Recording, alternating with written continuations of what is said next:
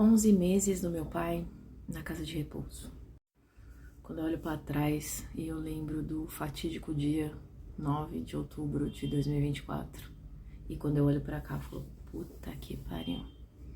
Aquela frase que é assim, coloca o pé, que Deus coloca o chão, ela é real. Não tinha a menor perspectiva de chegar até aqui. Não tinha nada na minha frente. Não tinha um vislumbre de que as coisas iam dar certo, que ele ia ficar bem, que eu ia ficar bem, que eu ia conseguir me virar sem o dinheiro dele, porque até então eu tava vivendo da aposentadoria dele, e todo o valor da aposentadoria dele, mais a pensão da minha mãe, são destinadas para ele, porque é dele, né, para o pagamento da casa de repouso e as coisas dele. Então não tinha expectativa, não tinha nada na minha frente. E eu tô aqui 11 meses depois, muito melhor do que quando eu tava lá, e deu tudo certo, porque eu coloquei o pé sem perspectiva nenhuma, mas com muita fé de que Deus ia prover, de que as coisas iam dar certo, e elas estão dando. Um dos meus maiores medos, e acho que da minha irmã também, né, porque a decisão foi entre nós de colocá-lo por conta da progressão da doença. Meu pai é um idoso, 77 anos, com demência mista, que é Alzheimer, com demência oriunda do álcool, né, ele é alcoólico pela maior parte da vida dele, então desenvolveu essa doença. E um dos nossos medos que a gente escutava muito era que, você coloca a pessoa na casa de repouso, dá, sei lá, 3 meses no máximo ela morre. E a gente tem exemplos de pessoas conhecidas que isso aconteceu. Então, o meu maior medo era esse, meu Deus, será que eu vou colocar meu pai na casa de repouso e meu pai vai morrer? Imagina a culpa que eu ia sentir. E 11 meses passaram e ele tá bem, super bem cuidado, super bem assistido. O meu agradecimento às pessoas que cuidam dele, a Manu, a Kátia, a Ju, a Mari, a Grazi, a Marlene, a Marinês e todas as outras que eu não vou lembrar o nome aqui, que fazem um trabalho incrível, humano, tratando o idoso com dignidade.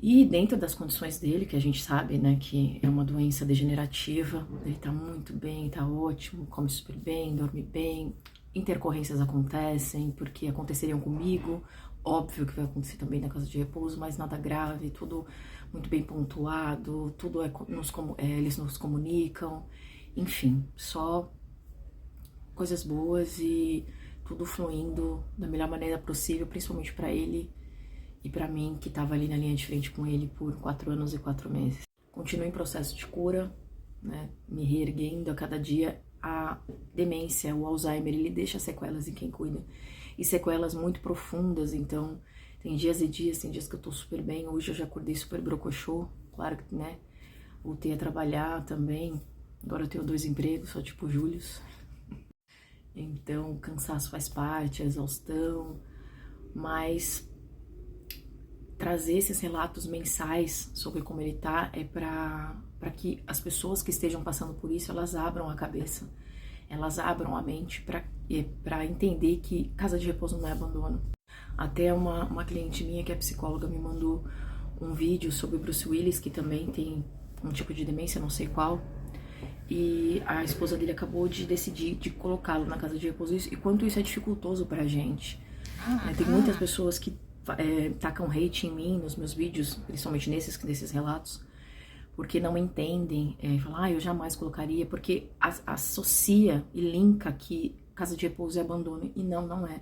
Eu vou 2 vezes de lei na semana ver meu pai, eu já não fui porque eu não tô bem, mas ele tá sempre, a gente tá sempre em contato com elas mandam sempre vídeos dele na fisioterapia, nas atividades que tem lá. Se acontece alguma coisa, a gente é acionado ali na hora, e sempre em contato, e sempre vou lá fazer um carinho, levo uma coisinha que ele gosta de comer, dou muito beijo, muito abraço, porque agora eu tô bem pra poder assistir melhor meu pai. E estando doente como eu fiquei, não tinha como. Uma das coisas que eu mais ouvia quando eu tinha um grupo, né, que eu tive um grupo de cuidadores, que chegou quase 200 pessoas nesse grupo, de apoio ao cuidador, pessoas que cuidam, né, de idosos, principalmente familiares, porque tem o cuidador profissional também, mas o meu grupo era voltado mais para os familiares, e o quanto que as pessoas falam, né, e relatam desse cansaço, do quando eles estão vendo que estão adoecendo, o quanto que não tem ajuda, o quanto que não tem apoio, o quanto se sentem abandonados e invisíveis, porque acontece isso. Então esse vídeo é pra você que tá passando por isso, que tá adoecendo a cada dia que passa, porque né, tem a doença que a gente desenvolve, que é a síndrome do cuidador, que é o burnout. Eu também desenvolvi e adoeci muito.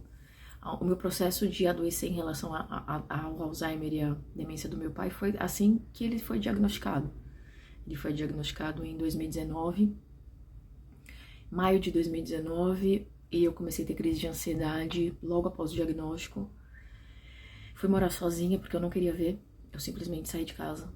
Claro que sempre dando suporte a cada 15 dias, eu tava passando o final de semana com ele, sempre fui próxima dos meus pais, porque quis, por prazer, porque me nutria, mas não consegui lidar, e aí desenvolvi depressão e transtorno de ansiedade generalizado. Então começou lá, junto com ele, assim que ele foi diagnosticado, eu adoeci junto. E aí veio o processo, e aí em 2020 minha mãe partiu, e aí eu deixei minha casa para ir morar com ele, para cuidar dele, e aí foi ladeira abaixo. E é isso que a gente tem que ter em mente, que é o que eu mais ouvia lá no grupo. Não tem como você cuidar de uma pessoa estando doente. Não dá. Porque você vai adoecer mais e você não vai conseguir dar o seu melhor pra pessoa. Porque você não tem nem pra você, que dirá pro outro. Então, pra quem tá passando por isso e fica nessa dúvida, pesquise uma boa casa de repouso. Essa que meu pai tá, foi por indicação de uma seguidora da minha irmã. Indicação é super importante, né? Pessoas que já estão lá, que sabem como que funciona. Mas pesquisem, abram a mente pra isso, pra que... Senão você vai antes da pessoa que você tá cuidando. A minha mãe foi, né? Assim que eu saí de casa, que meu pai teve diagnóstico, ela não soube lidar. E eu fui viver minha vida, né? Porque eu era só filha, eu não era mãe deles. E ela não aguentou, e ela infartou, teve 2 infartos. E caixão vela preta. E isso ia acontecer comigo também. E com a minha irmã, que também infartou nesse processo. Caso a gente não tivesse tomado essa decisão, que foi a decisão mais difícil, mas que foi a melhor pra todo mundo. Eu era super preconceituosa, super contra. A primeira vez que a minha irmã falou na possibilidade, eu quebrei mal pau com ela, fiquei de mal. Depois ela falou pela segunda, foi outro pau. Expulsei ela da minha casa. E graças a Deus que ela insistiu. Porque hoje ele tá muito bem. E eu tô conseguindo retomar a minha vida. Ainda nos meus processos de cura, que eu faço muita coisa pra conseguir resgatar. Porque o nosso emocional, o nosso mental e o nosso físico, ele fica em frangalhos. É muito foda cuidar.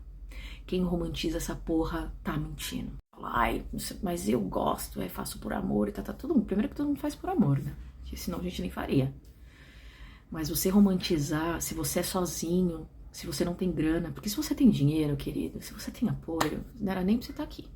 Agora, se você foi como eu, que era sozinha, que não tinha apoio emocional, nem apoio financeiro e não tinha dinheiro, é muito difícil. E tem muitas pessoas que são filhas únicas, filhos únicos, e aí é pior, porque é a pessoa e ela, e não tem com quem contar. E tem gente que tem filho, e tem marido, e tem que cuidar de tudo isso, e trabalha, e cara, não dá. Eu mesma, eu me afastei, eu fui mandada embora do meu trabalho porque eu adoeci, e eu não conseguia retomar o mercado de trabalho cuidando do meu pai. Porque a minha cabeça não desligava, eu ficava preocupada o tempo todo, eu não conseguia. E eu não tinha nem disposição física, de tão cansada que eu ficava o dia todo. É o cansaço do cuidador, que é aquele cansaço que gruda na alma, que você pode dormir 12 horas, 18 horas, 24 horas, e você acorda cansado.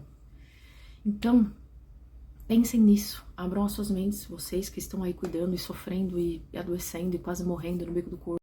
Porque comigo deu tudo certo, e tudo acontece pro nosso bem, tudo sempre dá certo pra gente.